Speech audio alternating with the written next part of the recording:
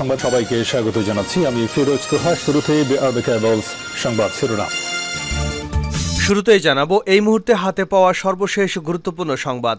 বিএনপির সাংগঠনিক সম্পাদক সৈয়দ ইমরান সালেহ প্রিন্স বলেছেন, আওয়ামী লীগের নেতারা প্রতিনিয়ত অসত্য ও বিভ্রান্তিকর কথা বলে নিজেদের ভেতরকার অস্থিরতা আড়াল করতে চাচ্ছে। এবার জানাবো ডিজিটাল নিরাপত্তা আইন সাংবাদিক, ভিন্নমতের মানুষ ও বিরোধী দলের নেতাকর্মীদের দমনে যথেচ্ছ ব্যবহার করা হচ্ছে এমন অভিযোগ করে অবিলম্বে আইনটি বাতিলের দাবি জানিয়েছেন বিএনপি মহাসচিব মির্জা ফখরুল ইসলাম আলমগীর। জানাবো বিএনপি নানা ষড়যন্ত্রের মাধ্যমে সরকারকে চাপে ফেলতে গিয়ে নিজেরাই চাপে আছে বলে মন্তব্য করেছেন আওয়ামী লীগের সাধারণ সম্পাদক এবং সড়ক পরিবহন ও সেতুমন্ত্রী ওবায়দুল কাদের। এদিকে পাবনায় পুলিশের সঙ্গে চেয়ারম্যান প্রার্থীদের ভয়াবহ সংঘর্ষ, এতে বহু মানুষ হতাহত হয়েছেন, দুজন গুলিবিদ্ধ হয়ে হাসপাতালে আশঙ্কাজনক অবস্থায় ভর্তি রয়েছেন। জানাবো একটি মর্মান্তিক সংবাদ। নরসিংদী রায়পুরায় রড বোঝাই নসিমনের সঙ্গে সিএনজি চালিত অটোরিকশার সংঘর্ষে বুকে পেটে রড ঢুকে গিয়ে শেফালি আক্তার ২০ নামের এক নারীর মৃত্যু হয়েছে। এ ঘটনায় গুরুতর আহত হয়েছেন আরও ২ বীর মুক্তিযোদ্ধা। এবং সর্বশেষ জানাবো আন্তর্জাতিক সংবাদ। গাজায় জয়ী হতে না পেরে অন্যত্র দৃষ্টি ইসরায়েলের। এতক্ষণ শিরোনাম শুনছিলেন, এবার বিস্তারিত। প্রিয় দর্শক, আপনি যদি এই চ্যানেলে নতুন হয়ে থাকেন, ভিডিওটি দেখতে দেখতে চ্যানেলটি সাবস্ক্রাইব করে আমাদের সঙ্গেই থাকুন। আর এই ভিডিও সম্পর্কে আপনি আপনার মূল্যবান মতামতটি কমেন্ট বক্সে জানিয়ে দিন। আর হ্যাঁ প্রিয় দর্শক, জানিয়ে দিন ভিডিওটি কোথা থেকে দেখছেন। আওয়ামী লীগ নেতারা নিজেদের ভেতরকার অস্থিরতা আড়াল করতে চাচ্ছে প্রিন্স। বিএনপির সাংগঠনিক সম্পাদক সৈয়দ ইমরান সালেহ প্রিন্স বলেছেন, আওয়ামী লীগ নেতারা প্রতিনিয়ত অসত্যকর ও বিভ্রান্তিকর কথা বলে নিজেদের ভেতরকার অস্থিরতা আড়াল করতে চাচ্ছে। তিনি বলেন, আওয়ামী লীগ চাপে আছে বলেই তাদের কথাবার্তায় নার্ভাসনেস প্রকাশ পাচ্ছে। আন্দোলন ও জনমতকে ষড়যন্ত্র আখ্যায়িত করে আওয়ামী লীগ গণতন্ত্র এবং ভোট ছাড়াই বিদেশি শক্তির সহায়তায় ষড়যন্ত্র করে ক্ষমতায় টিকে থাকতে চায়। সকালে নেত্রকোনা জেলা বিএনপির প্রতিনিধি সভায় প্রধান অতিথির বক্তব্যে তিনি এসব কথা বলেন। প্রতিনিধি সভায় তিনি বলেন, বেগম খালেদা জিয়াকে সরকার ভয় পায়, সে কারণে তার সঠিক সুচিকিৎসার পথ বন্ধ করে রেখেছে। সরকার ষড়যন্ত্রের ফাঁদে বেগম খালেদা জিয়াকে রাজনীতি এবং নির্বাচন থেকে দূরে রেখেছে।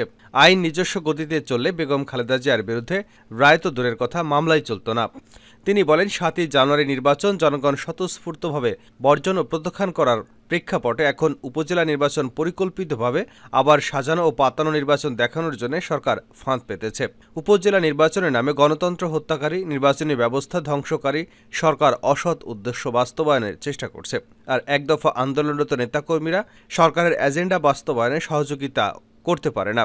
তারপরও যদি কেউ সরকারের এই ফাঁদে পা দেয়, তবে তাদের বিরুদ্ধে দল কঠিন ব্যবস্থা নিতে দ্বিধা করবে না। তিনি দলীয় কর্মীদের প্রতি উপজেলা নির্বাচন বর্জন এবং প্রত্যাখ্যান করতে গণসংযোগ, কর্মী সভা সহ প্রচার জোরদার করার আহ্বান জানান। ফের ডিজিটাল নিরাপত্তা আইন বাতিলের দাবি ফখরুলের। ডিজিটাল নিরাপত্তা আইন সাংবাদিক, ভিন্নমতের মানুষ এবং বিরোধী দলের নেতাকর্মীদের দমনে যথেচ্ছ ব্যবহার করা হচ্ছে এমন অভিযোগ করে অবিলম্বে আইনটি বাতিলের দাবি জানিয়েছে বিএনপি। বিশ্ব মুক্ত গণমাধ্যম দিবস উপলক্ষে শুক্রবার বিএনপির সহ দপ্তর সম্পাদক মনির হোসেন স্বাক্ষরিত এক বাণীতে দলের মহাসচিব মির্জা ফখরুল ইসলাম আলমগীর ফের এ দাবি করেন। বাড়িতে মির্জা ফখরুল ইসলাম বলেন, আজ বিশ্ব মুক্ত গণমাধ্যম দিবস। মুক্ত সাংবাদিকতা ও গণমাধ্যমের দাবিতে সারা বিশ্বে নানা আয়োজনের মধ্য দিয়ে দিনটি পালন করা হয়। এবছর দিবসটির মূল প্রতিপাদ্য গ্রহের জন্য গণমাধ্যম, পরিবেশগত সংকট মোকাবেলায় সাংবাদিকতা। বাংলাদেশের বর্তমান পরিস্থিতিতে প্রতিপাদ্যটি বিশেষ গুরুত্ব বহন করে। ১৯৯১ সালে জাতিসংঘের সাধারণ সভায় ৩রা মে ওয়ার্ল্ড প্রেস ফ্রিডম ডের স্বীকৃতি দেওয়া হয়। ইউনেস্কোর মতে অবাধ, মুক্ত চিন্তা এবং মত প্রকাশের অধিকার হচ্ছে মানবাধিকারের অন্তর্নিহিত শক্তি। তিনি বলেন, বাংলাদেশের ডিজিটাল নিরাপত্তা আইনে সাংবাদিক সহ মুক্ত চিন্তার মানুষের উপর চলছে নিষ্ঠুর আক্রমণ। সরকার বিরোধী কণ্ঠস্বরকে স্তব্ধ করাই এদের মূল কাজ। আর এর জন্য একের পর এক কালা আইন প্রণয়ন করা হচ্ছে। সাংবাদিক এবং বিরোধী দলের নেতাকর্মীদের বিরুদ্ধে ডিজিটাল নিরাপত্তা আইনে মামলা দিয়ে গ্রেপ্তারের মাধ্যমে দিনের পর দিন কারাগারে অন্তরীণ রাখা হয়েছে। শুধু তাই নয়, তাদের জামিন পাওয়ার অধিকারকেও বাধাগ্রস্ত করা হচ্ছে। গণতন্ত্রকে সমাধিস্থ করতেই স্বাধীন গণমাধ্যমের অস্তিত্বকে অস্বীকার করে কর্তৃত্ববাদী সরকার। কোনো স্বৈরশাসকই চিন্তা, মুদ্রণ বা লেখনির স্বাধীনতা সহ্য করতে পারে না। বাংলাদেশেও এখন একদলীয় স্বৈরশাসনে মুক্ত গণমাধ্যমের উপর নামিয়ে আনা হয়েছে উৎপীড়নের খড়গ। এক শ্বাসরুদ্ধকর পরিস্থিতিতে স্বাধীন সাংবাদিকতাকে নিরুদ্দেশ করা হয়েছে। বাংলাদেশের ডিজিটাল নিরাপত্তা আইনটি দেশে বিদেশে ব্যাপকভাবে সমালোচিত হলেও সরকার এই আইনকে সাংবাদিক, ভিন্নমতের মানুষ এবং বিরোধী দল দমনের হাতিয়ার হিসেবে ব্যবহার করছে, যাতে কেউ সরকারের বিরুদ্ধে সত্য কথা বলতে না পারে। আমি দ্ব্যর্থহীন কণ্ঠে আহ্বান জানাই, অবিলম্বে বাংলাদেশে ডিজিটাল নিরাপত্তা আইন বাতিল করতে হবে। বিএনপি মহাসচিব বিশ্ব মুক্ত গণমাধ্যম দিবসে সংবাদ মাধ্যমের স্বাধীনতা, সাংবাদিকদের নিরাপত্তার জন্য গণতন্ত্র পুনরুদ্ধারের আন্দোলনে সামিল হওয়ার জন্য সংশ্লিষ্ট সবার প্রতি জোরালো আহ্বান জানান। সরকারকে চাপে ফেলতে গিয়ে বিএনপি নিজেরাই চাপে পড়ে গেছে ওবায়দুল কাদের।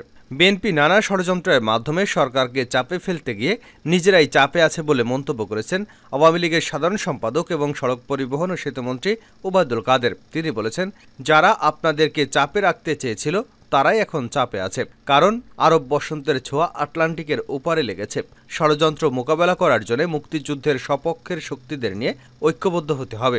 শুক্রবার সকালে আওয়ামী লীগ সভাপতি শেখ হাসিনার ধানমন্ডি রাজনৈতিক কার্যালয়ে আয়োজিত সংবাদ সম্মেলনে তিনি এসব কথা বলেন।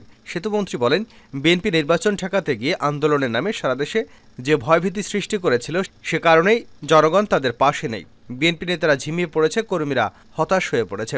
ওবায়দুল কাদের বলেন, বিএনপি চেয়ারপারসন খালেদা জিয়া আইনের ফাঁদে আটকা, তার বিরুদ্ধে মামলা করছে তত্ত্বাবধায়ক সরকার।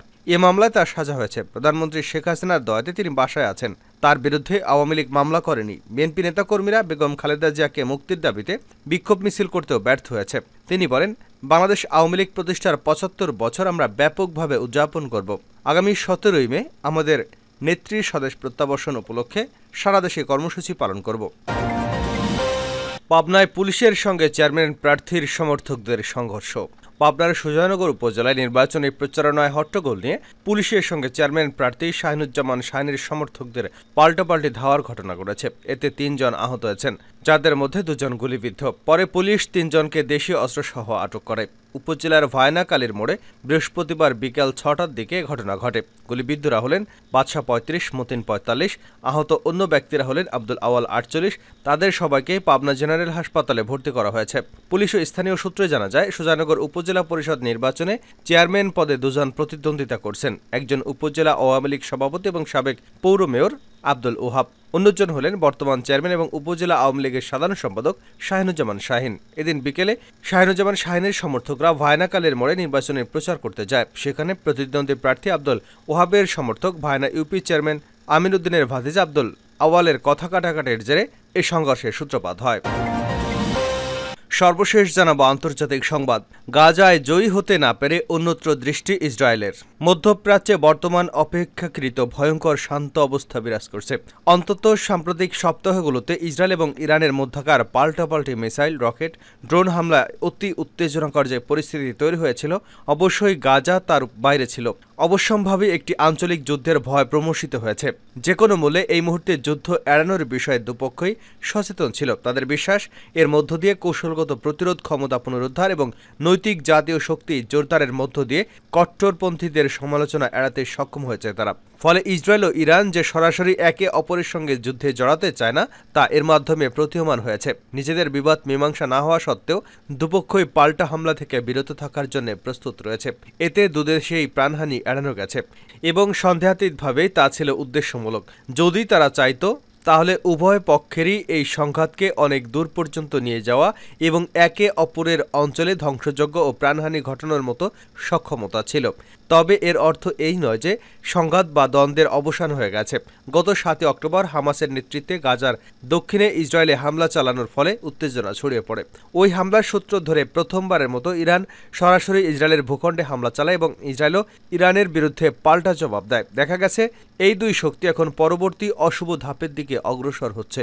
সবার দৃষ্টি এখন লেবাননের প্রতি। ঘড়ির কাঁটা সম্ভবত এখন লেবাননের দিকে ঘুরছে। আসন্ন দিনগুলোতে সম্ভাব্য ইসরায়েলি আক্রমণ দুদেশেই ব্যাপক ধ্বংসলীলা সৃষ্টি করবে, যা বাইডেন প্রশাসনের মধ্যপ্রাচ্যের সংঘাত নিয়ন্ত্রক নীতিকে ধ্বংসের মুখে ফেলবে।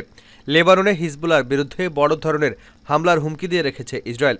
আমেরিকান প্রশাসন ও গোয়েন্দা কর্মকর্তাদের তথ্য অনুযায়ী এই বসন্ত কিংবা গ্রীষ্মের শুরুতেই হামলার জন্য প্রস্তুত নিচ্ছে তেল আবিব। ইরান ইসরায়েল সাম্প্রতিক সরাসরি সামরিক হামলায় হয়তো লেবাননের ভাগ্য নির্ধারণ করে দিয়েছে। যদি বাইডেন প্রশাসন ইসরায়েলকে সংযুক্ত রাখতে না পারে, তাহলে সংঘাত অনিবার্য।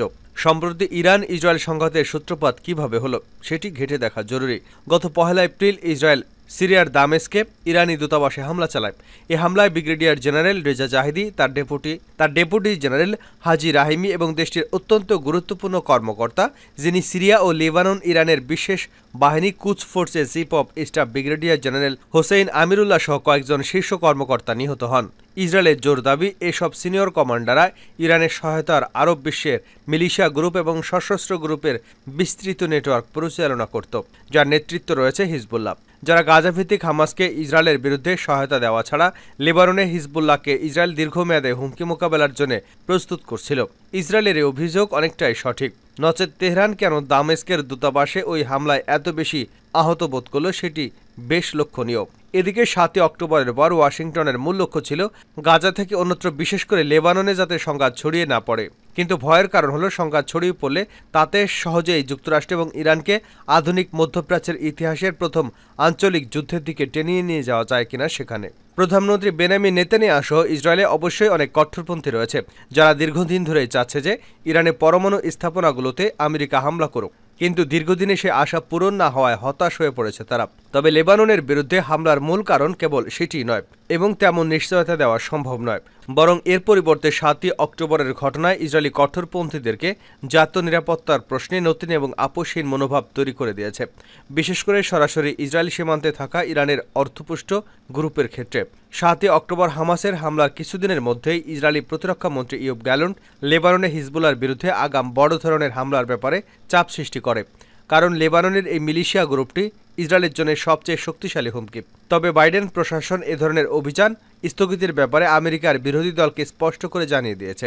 ইসরায়েলের বিরুদ্ধে হিজবুল্লাহর সবচেয়ে বড় হুমকি সংগঠনটির প্রায় ১.৫ লাখ মিসাইল রকেট, এবং যার মধ্যে অনেকটা প্রিসিশন গাইডেড, যা ইসরায়েলের যে কোনো স্থানে হামলা চালাতে সক্ষম এবং সম্ভবত আয়রনডোম এবং অন্য মিসাইল বিধ্বংসী প্রতিরক্ষা ব্যবস্থাকেও ফাঁকি দিতে সক্ষম। যদিও সীমান্তে প্রতিদিনই ইসরায়েলের ছোটখাটো হামলার পাল্টা জবাব দিচ্ছে হিজবুল্লাহ, তথাপি ইরান সমর্থিত গ্রুপটি পরিষ্কার করেই বলে দিয়েছে বর্তমান পরিস্থিতিতে তারা ইসরায়েলের সঙ্গে একটি সীমান্ত যুদ্ধ চায় না। এরই অংশ হিসেবে তারা তাদের এলিট যোদ্ধাদের দক্ষিণ সীমান্ত থেকে প্রত্যাহার করে নিয়েছে। ইসরায়েলের মূল টার্গেট লেবাননে হিজবুল্লাহর মিসাইল, রকেট এবং ড্রোন ধ্বংস করা। তেল আবিবের আশা তারা সেটিতে সক্ষম হবে, এরপর সুযোগ বুঝে সবচেয়ে নিকটবর্তী এই শত্রুর বিরুদ্ধে পূর্ণমাত্রায় হামলা চালাবে।